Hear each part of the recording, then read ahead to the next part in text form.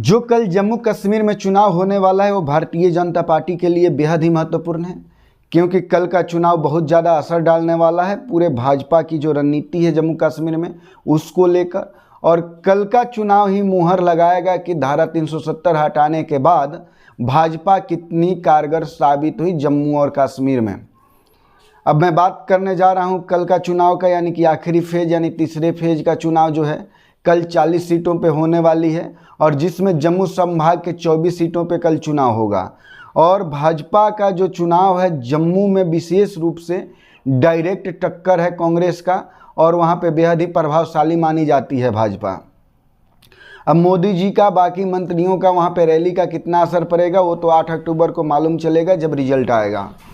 लेकिन उसके पहले कल कश्मीर में एक और घटना घटी, उसके बारे में भी थोड़ी सी चर्चा हो जाए कि जम्मू कश्मीर के कश्मीर संभाग के पुंछ ज़िले में एक रैली निकलती है, और वो भी रैली इजराइल और अमेरिका के खिलाफ होती है। और नसरल्ला जो है, जो हिजबुल्ला का आतंकी है, जो मारा गया है इजराइल के बमबारी में और इजराइल के द्वारा, तो उसके सपोर्ट में और इजराइल और अमेरिका के विरोध में पुंछ ज़िले में शिया समुदाय के द्वारा एक रैली निकाला जाता है। और उस रैली में एक शब्द होता है कि कितने नसरल्ला मारोगे, हर घर से नसरल्ला निकलेगा, और फिलिस्तीनियों हम तुम्हारे साथ हैं। पहले आप भारत का साथ निभा लीजिए सही से, और भारत का ही भविष्य उज्ज्वल कर लीजिए।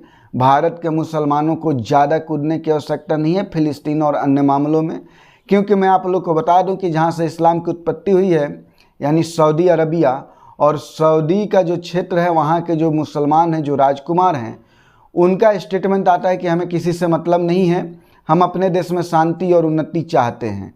तो जब भाई साहब अरब कंट्री नहीं पढ़ रहे हैं इस मामले में, तो आपको क्या तलब जगी है कि आप नसरल्ला और इजराइल और अमेरिका के चक्कर में पड़े हैं। तो शांति से जम्मू कश्मीर वाला इलेक्शन कल हो जाता है, उसके बाद फिर और भी इलेक्शन है। भारत में रहिए, भारत के उन्नति के लिए आप लोग कार्य कीजिए। ये सब चक्कर में नहीं पड़िए कि कहाँ पे क्या हो रहा है क्या नहीं हो रहा है। आपको ना कोई गाजा वाला खाने को देगा ना फिलिस्तीन वाला खाने को देगा। थोड़ा सा सऊदी अरबिया यानी कि अरब कंट्रीज से कुछ सीख लीजिए, क्योंकि अरब कंट्री को कोई बेचैनी नहीं है कि कहाँ पे कौन मारा गया, तो इसके ज़्यादा चक्कर में नहीं पड़िए। नसरल्ला आपके घर से उत्पन्न होगा तो फिर उस नसरल्ला का भी वही हाल होगा जो इजराइल ने किया है। तो आतंकियों का सपोर्ट बिल्कुल नहीं करना चाहिए, और वो भी आतंकी घोषित आतंकी था, कोई ऐसा नहीं है कि उसको किसी ने आतंकी बना दिया। खैर ये अलग बातें थी। अब बात कर लेते हैं चुनाव पे।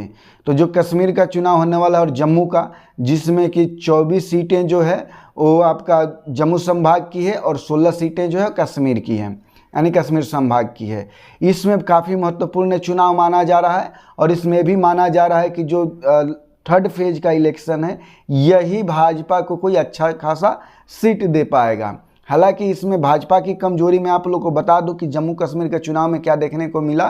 तो भाजपा ने पूरे जो 90 विधानसभा के चुनाव हो रहे हैं, हालांकि जो प्रस्तावित चुनाव है 114 विधानसभा का है, तो 114 विधानसभा में से 24 विधानसभा जो है वो जो पाक ऑक्युपाइड कश्मीर है यानी कि पाकिस्तान अधिकृत जो कश्मीर है उसके 24 सीटों को अलग कर दिया गया है, और 90 सीटों पे चुनाव हो रहा है। तो 90 सीटों पे जो चुनाव हो रहा है उसमें भाजपा इतना भी नहीं कर पाई कि 90 सीटों पे भी अपना उम्मीदवार उतारी। तो 90 सीट पे तो इन्होंने उम्मीदवार नहीं उतारा है, कम ही सीटों पे उम्मीदवार उतारे हैं लोग, और इनको एक भरोसा है कि नहीं हम कुछ कर जाएंगे, यानी कि हमारी सीटें अच्छी खासी आ जाएगी। अब जो इलेक्शन जम्मू कश्मीर का होता है वो एक अलग तरीके का इलेक्शन होता है, क्योंकि वहाँ पे बहुत सारे मुद्दे होते हैं। अब 2019 में धारा 370 जो हटी है जम्मू कश्मीर से, तो उसके बाद का ये चुनाव है, और ये बहुत ही देखने वाला चुनाव है। हालांकि इसमें जो वोटिंग परसेंटेज है बहुत अच्छी खासी वोटिंग हुई है। पहले फेज में लगभग 61% के करीब वोटिंग हुई है, दूसरे फेज में लगभग 57% के करीब वोटिंग हुई है, और तीसरे फेज में भी जो वोटिंग होने वाली है धुआंधार वोटिंग होगी। यानी कि लोकतंत्र तो बहाल हो गया जम्मू कश्मीर में, इतना तो पक्का है, लोग वोट देने घर से बाहर आ रहे हैं। अब धारा 370 हटने के बाद जम्मू कश्मीर में कितना विकास हुआ है ये वहाँ की जनता अच्छा तरीक़ा से जानती है, लेकिन उनके मन में कुछ और भी चीज़ें हैं, और अलग अलग नेताजी लोग अलग अलग झांसा दे रहे हैं।